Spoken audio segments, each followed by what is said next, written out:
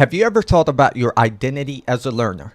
Just like how you're developing your identity as an engineer, your identity as a student, your identity as a parent, or just about any identity you're developing that you can truly identify with, you can develop your identity as a learner. And this is very important for this FE exam prep because without the proper and appropriate identity, it can lead to procrastination. It can lead to feeling overwhelmed very easily, and it can make you demotivated and eventually lead to burnout. To help you know exactly where you're at in terms of your learner's identity, we're going to rely on an identity development theory developed by James Marcia.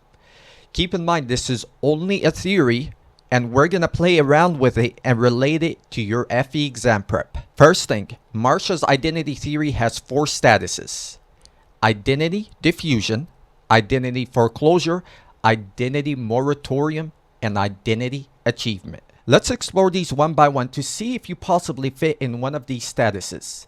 And with that, you're going to make the future decisions and actions to slowly develop your own learner identity as you prepare for this FE exam. Number 1 is identity diffusion. Here a student has low exploration and low commitment, so they're not really thinking about the exam. And a common mindset I see is them telling me, I don't really care about this exam right now. I'm comfortable where I'm at. So it involves a lot of procrastination, and they avoid thinking about the exam itself. Even though it's always on their mind, they're constantly procrastinating. And here, there's no clear action plan. There's no clear study plan developed. There's no inquiry or exploration regarding the exam format, the FE handbook, possible courses, possible resources. So low commitment, low exploration, and a student in this identity might actually register for the exam and they think they can just wing it. But trust me, you can never just wing this exam if you're in this identity. Number 2 is identity foreclosure. Here the student has still low exploration but high commitment.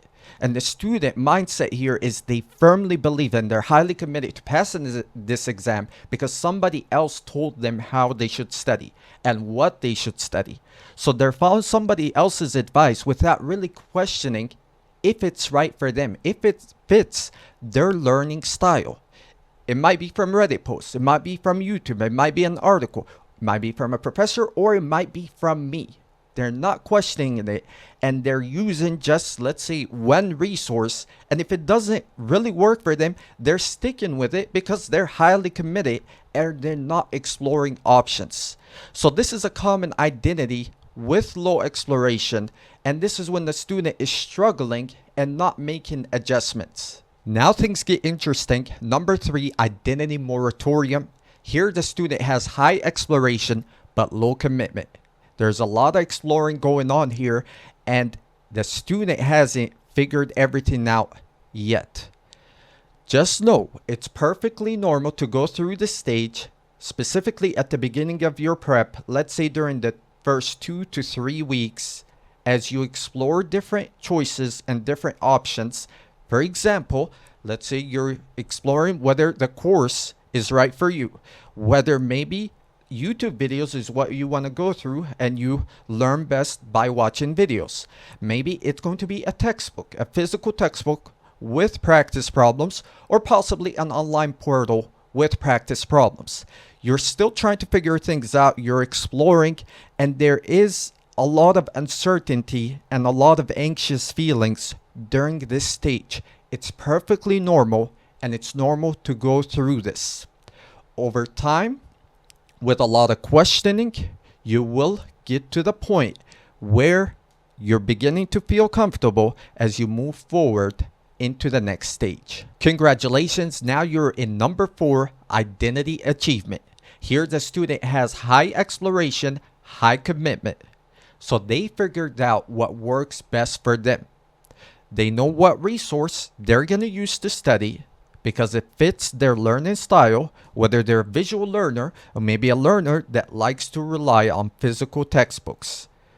They know the resource that works, and also they're committed to a study plan for the long term for the next, let's say, 3 to 6 months of consistent FE exam prep. So they went through the exploration stage. Number 3, they explored their options, they developed a plan, and now they're at a point where they can firmly say that I can structure my study routine around a particular resource, and I'm going to use that to study because it's allowing me to really learn the concepts and apply what I'm learning as I develop my own problem solving skills. They may study, let's say, 2 to 3 hours during the work week, then make sure they have a break day during the week, and also allocate a day for review. It's very precise. They have clear study goals that they can tackle one by one, and they can check off as they move forward with their preparation. And in this stage, the student expects obstacles and stumbling blocks in the future, and they're going to tackle them and adapt because they're fully committed. And also, they have a real desire for doing this because it's intrinsic. They have a bigger goal in mind because they really want to be a better learner, they want to be a better engineer, and they want to really get this EIT title. Last note before I let you go, identity achievement is the goal. We want to stay in that state as much as possible, but to be realistic, this is life, and it is messy, and it's definitely not linear. So you will transition and move between different identities, but ideally, you want to go from 3 to 4, meaning you want to go from identity, moratorium, where you have a lot of high exploration, low commitment, then gradually move into identity 4, identity achievement, with a lot of high exploration, high commitment. So you will go from moratorium to achievement, then maybe go back to moratorium, then back to achievement, and back and forth. That's something that usually does happen. Also, you can go from the very beginning, and that's normal as well. So let's say you end back all the way to 1, where you have identity diffusion, which is low exploration, low commitment. And here I want you to really ask questions and reflect why you're in this stage from the start.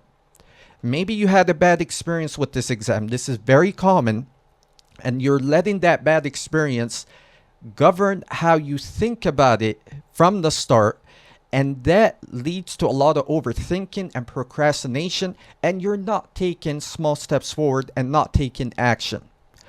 Or possibly you might be doing this for the wrong reasons from the start. Are you doing this to show off? Are you doing this because your manager told you you have to get this? You're not really doing this for yourself.